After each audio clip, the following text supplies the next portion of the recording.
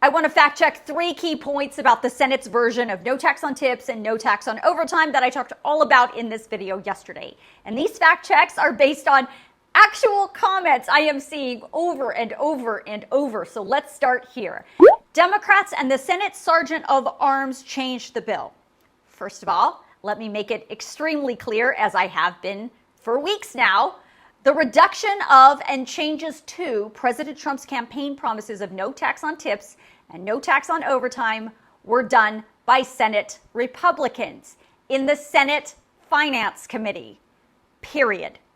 As I have been reporting since last year, Republicans have crafted, written, negotiated, and are going to pass this bill completely on their own. They are not including a single item that Democrats have provided. Democrats have literally no say in any of this.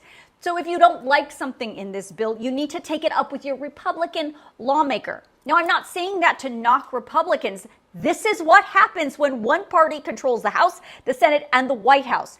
These kinds of reconciliation bills are pretty normal in that scenario. Democrats did it too when they were in charge of the House, the Senate, and the White House. And every time it happens, it's controversial. Also, it's Sergeant at Arms, not Sergeant of Arms. And no, the Sergeant at Arms had nothing to do with this bill. But that leads me to this next fact check. Those changes came from unelected person or female who thinks she has the right to change things in the Senate. And then it goes on with a lot of big emotions. First, I don't report on emotions or on your opinions. But again, none of the reductions or changes to the no tax on tips and no tax on overtime promises that Trump made came from an unelected person or female. Again, those changes came from Senate Republicans in the Senate Finance Committee. But I think what this person is talking about is the Senate Parliamentarian, who is a female, and she did make some rulings on completely separate items in the big, beautiful bill.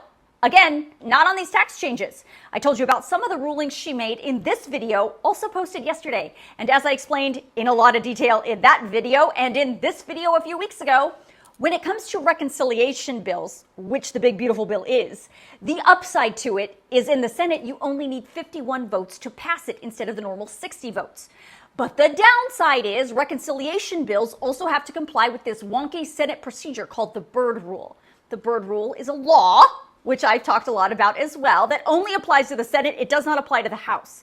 And it says the only items that can be included in a reconciliation bill are ones that deal directly with budgetary issues. Any unrelated or extraneous provision cannot be included in a reconciliation bill. And the Senate Parliamentarian, in the end, is responsible for making the judgment call on what complies with the Byrd Rule based on a law. She doesn't just get to take out a red pen and start striking things because she feels like it.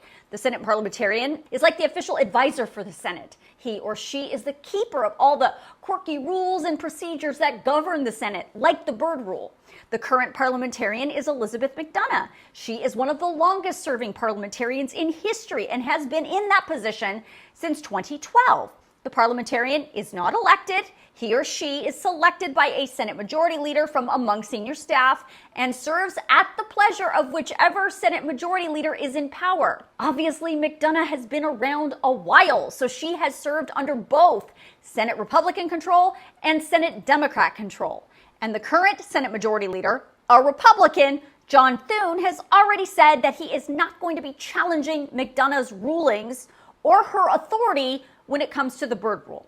The last fact check comes from Brandon, and it says, the amount of people that thinks Trump is doing all the changes to the bill absolutely blows my mind. He tried to help. The House and Senate are the ones that don't wanna.